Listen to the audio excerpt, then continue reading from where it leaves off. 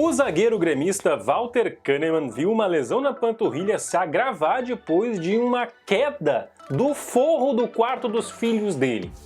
Tá, que história é essa? Essa e outras lesões bizarras do futebol brasileiro e mundial. Teve cara, tipo, se lesionando por tropeçar na mochila. A gente vai ver depois da vinheta.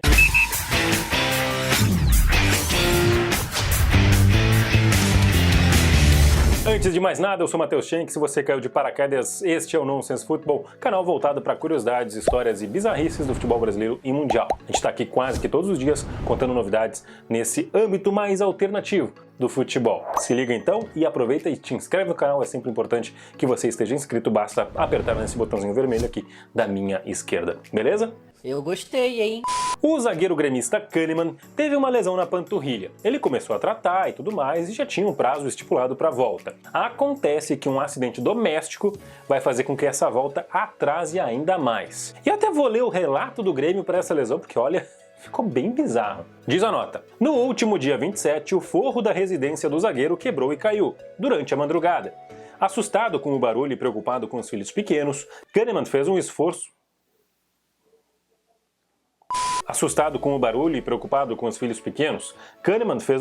intenso que atingiu o local machucado. Além do relato de dor, exame de imagem confirmou o diagnóstico. O clube frisa, porém, que não há novo problema muscular. Entretanto, a recuperação regrediu, obrigando o atleta e DM a retornarem os trabalhos iniciais com a fisioterapia. Que outras lesões alternativas, bizarras, nonsenses você se recorda? Por exemplo, para ficar ainda na dupla Grenal, o Alex Rafael, do Inter, uma vez se lesionou por tropeçar na mochila. Foi durante o Brasileirão de 2004. Após uma derrota para o Guarani em Campinas, o Alex voltou para o hotel com a delegação, tropeçou na própria mochila, sabe-se lá Deus como, e torceu o tornozelo. Ele vinha de uma lesão recente nesse local e aí já viu. Acabou virando dúvida para o jogo seguinte, mas ele entrou em campo e até fechou a conta de pênalti num 6-0 em cima do Atlético Paranaense. Um outro cara que jogou no Grêmio foi o Fábio Aurélio. Lembra dele? Lateral esquerdo, bastante tempo de Liverpool, inclusive em muito tempo ele ficou lesionado, brigando contra seguidas lesões, tanto que as lesões crônicas fizeram com que ele abandonasse a carreira antes do previsto. Pois bem, uma das lesões que ele teve foi bem bizarra. Julho de 2009, quando ele ainda defendia os Reds, o lateral foi brincar com os filhos e com o cunhado, num sítio durante as férias, e acabou sentindo uma lesão no joelho. Passou por cirurgia e a previsão era de 2 meses parado. A Copa do Mundo de 2002 começou em 31 de maio. Pouco mais de 2 semanas antes, a Espanha teve um desfalque inesperado. O goleiro Canizares se lesionou e ficou fora da Copa. E se tornou uma das referências quando o assunto é lesão alternativa. 18 de maio de 2002, a Espanha confirmou que o goleiro Santiago Canizares, do Valência, que era para ser o titular na Copa Asiática, perderia o torneio por conta de um frasco de perfume. O goleirão deixou o item de cristal cair no pé direito em meio à concentração da equipe em Cádiz. Resultado: ruptura do tendão. O jogador passou por cirurgia e divulgou uma nota afirmando estar logicamente muito afetado. Casillas, que era reserva no Real Madrid, assumiu a titularidade para não perder mais durante um bom tempo. 10 anos depois, em 2012, um outro jogador do Valência sofreu uma lesão também bizarríssima. Ever Banega foi atropelado pelo próprio carro e ficou de fora do restante da temporada. O volante argentino já estava fora de ação por lesão no tornozelo.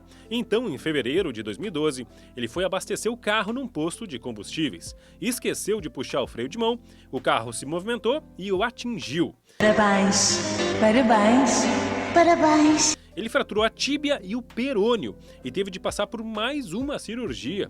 A previsão era de, ao menos, 6 meses de tempo parado. As lesões que citamos até agora são casos até leves, vai. Tá, 6 meses fora não é tão leve, mas o cara pelo menos voltou a jogar. Mas nos anos 70 teve um goleiro escocês que não teve essa sorte. Naquela época, a medicina esportiva era bem menos avançada. E aí? O ano é 1970 e no futebol inglês rolava um glorioso Colchester United contra Brentford. Um simpático cachorrinho invadiu o campo em Colchester. Só que ele não foi nada simpático com o goleiro Chick Brody, do time visitante. O dog acertou em cheio a rótula do joelho do goleirão, que ficou sentindo.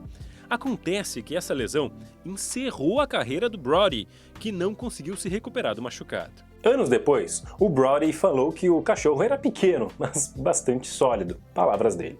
E esse cara foi muito azarado ao longo da carreira dele. Em 1964, ele foi atingido por uma pedra no joelho e acabou deixando o gramado do jogo do Brentford contra o Carlisle. Em 1965, ele encontrou uma réplica de uma granada na pequena área.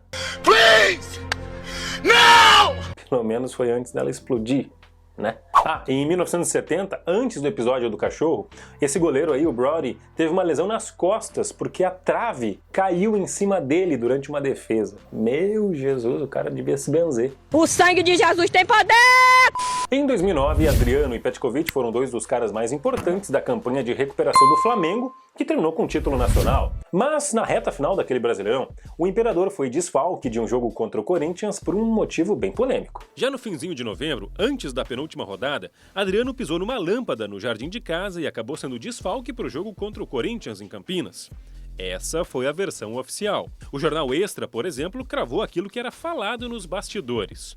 Adriano tinha andado de moto e se queimado com o cano de escapamento. O médico do Fla desconversou sobre as versões possíveis, mas o jornal foi atrás de um membro de grupo de motoqueiros que assegurou: ele devia estar de chinelo, queimou justamente na parte onde fica o cano de uma moto esportiva. O legal dessa notícia do Extra é que eles foram atrás de uma comunidade no Orkut para verificar o sentimento da torcida do Flamengo em relação à perda do Adriano. Olha ali, numa página com 1,5 milhão de participantes de uma organizada do Fla, a confiança no título deu lugar à incerteza. Andar de moto usando chinelo numa semana decisiva do Campeonato Brasileiro não parece uma boa ideia. Mas que tal furar uma bolha usando uma... uma furadeira elétrica? Errou feio, errou rude. Sério. Darius Vassell, atacante inglês, estava no Aston Villa em 2003 quando descobriu um coágulo sob a unha do dedão do pé. Como resolver isso? Furar a bolha com uma furadeira elétrica, claro! Além de piorar tudo, ele ainda contraiu uma infecção e, por sorte, manteve o dedo quase intacto, mas ficou um tempão fora dos gramados. Teve um outro jogador do Aston Villa com lesão bizarra na história do futebol, Alan Wright. Só que o problema pro Wright era a altura dele, só 1,63 m. Nada contra baixinhos, mas quando ele comprou uma Ferrari, viu que havia um problema. Ele não alcançava o pedal do acelerador. Resolveu então se esticar e pimba! Lesionou o joelho da perna direita enquanto se esticava. Isso aí. Martim Palermo teve uma carreira cheia de acontecimentos. Ele é, por exemplo, o cara conhecido por ter errado 3 pênaltis no mesmo jogo da Argentina numa Copa América. Mas ele também fez muitos gols, em especial com a camisa do Boca Juniors. Mas é claro, ele também teve uma lesão bizarra para chamar de sua. Palermo estava no Vila Real em 2001 e marcou um gol na prorrogação contra o Levante pela Copa do Rei. Foi comemorar com a galera. Até aí tudo certo. Até a placa de publicidade não aguentar o peso da torcida e cair em cima do atacante. Ele fraturou o tornozelo direito e tem quem diga que foi essa lesão responsável por ele perder a Copa de 2002.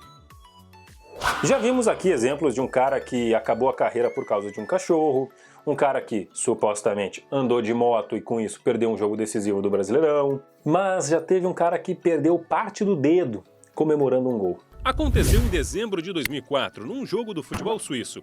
O meia português Paulo Diogo deu uma assistência para o gol do Servette contra o Schaffhausen. Na comemoração, porém, a aliança dele prendeu no alambrado que separava a torcida do campo. Só que o resultado não foi nada bom. O cara perdeu parte do dedo nisso aí e ainda levou amarelo por pular na grade. Esse tipo de lesão bizarra e pra lá de dolorida também aconteceu com o Nery Pumpido, goleiro da Argentina, em 1987 durante um treino.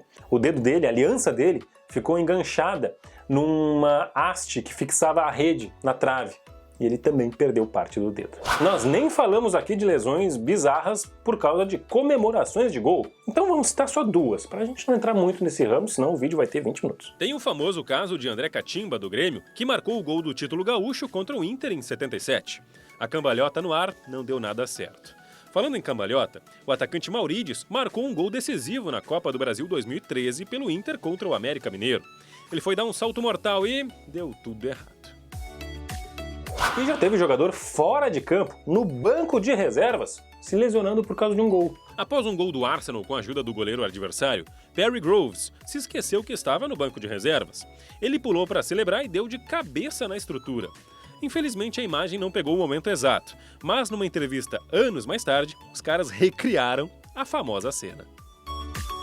Existem vários outros exemplos, eu tenho certeza que a gente poderia ficar a tarde toda, o dia inteiro, a noite toda, comentando essas situações para você. Então faz o seguinte, deixa aqui embaixo nos comentários outras situações de lesões bizarras que a gente poderia comentar e de repente até fazer um segundo vídeo deste conteúdo. Aproveita então, te inscreve no canal, ativa o sininho das notificações e eu volto na próxima.